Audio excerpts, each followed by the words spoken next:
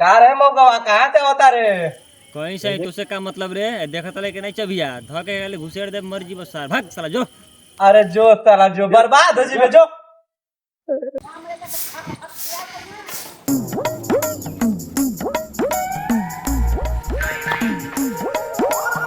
का हो मंगरू का करता र? अरे सुधर ना जा। माने भौजी के कुल काम तू ही करता र।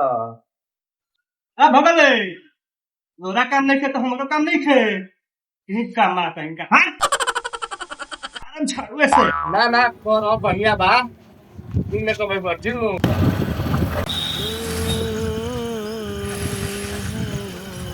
कहाँ फटी भाई कहाँ ले उतरा अरे मंगरुआ कंसा तन पति का गाड़ी साहब कहाँ जात पड़ा? गाड़ी न दियो बैठा चलेंगे बैठा बैठा मत चलो अब बैठो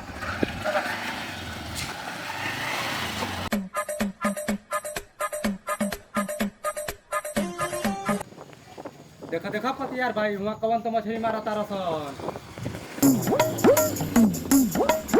ए फटिंगा भाई देव करो यार भाई मत करी ना तरन मार दे चलो चलो चलो चलो चलो चलो आया बताइया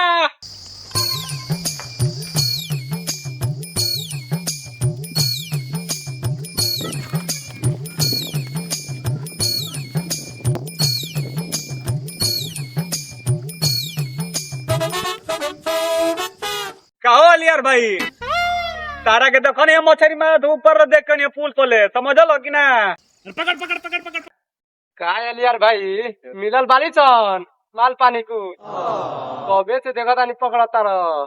अरे भाग ले अरे रहे दल यार भाई तो हरा बस के बात नहीं थे ठीक नु तो ऐसे मछली ना पकड़ाई। चलो पति यार भाई चल के चलो मर दे चलो चलो चलो से पकड़ाए वाला बस के बात में चलो मर दे। दू गोला फंगा इन सा वो मछलिया भगा दो सा आ इहो वाला भगा दियो सा अब देखो इहो दो रे कई गई अरे मर दे चल मत भाई छोड़ उनन कहीं पे कि चल बर्बाद कर चल चल हम लोग चल मछली तू नहीं मारा ये साला दिमाग खराब।